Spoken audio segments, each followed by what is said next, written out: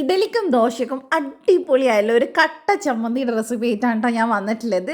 ഭയങ്കര സ്പെഷ്യലായിട്ടുള്ള നമ്മളധികം ഉണ്ടാക്കാത്ത ഒരു കടുക് ചമ്മന്തിയാണ് കേട്ടോ ഇന്ന് കാണിക്കുന്നത്. അപ്പോൾ എല്ലാവരും ട്രൈ ചെയ്ത് നോക്കാം, എന്നിട്ട് ഫീഡ്ബാക്ക് അറിയിക്കാം. അപ്പോൾ എങ്ങനെ ചെയ്യുന്നത് നോക്കാം.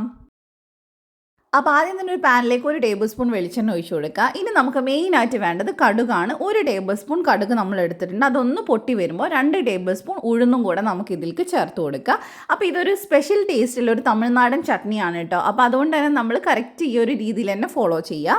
പിന്നെ അതിലേക്ക് ഞാൻ ഒരു 10-15 വെളുത്തുള്ളി ചേർത്തിട്ടുണ്ട്. എരിവിന് പാകത്തിന് വറ്റൽമുളക് ഏകദേശം ഒരു 6 എണ്ണം എടുത്തിട്ടുണ്ട്. അത്യാവശ്യം എരിവുണ്ടാവും.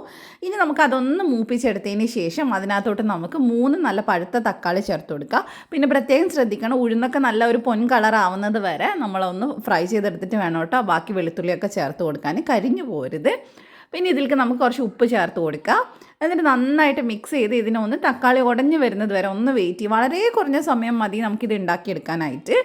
അപ്പോൾ അതേ തക്കാളിയൊക്കെ നന്നായിട്ട് ഉടഞ്ഞ് വന്നിട്ടുണ്ട്. ഇനി ഇത് ചൂടാറുമ്പോൾ മിക്സിയുടെ ജാറിൽ ചേർത്തിട്ട് നന്നായിട്ട് അരച്ചെടുക്കുക. അപ്പോൾ അതേ അടിപൊളിയായിട്ടുള്ള കട്ട ചട്നി റെഡി ആയിട്ടുണ്ട്. വെള്ളമൊന്നും ഒട്ടും ചേർക്കരുത്.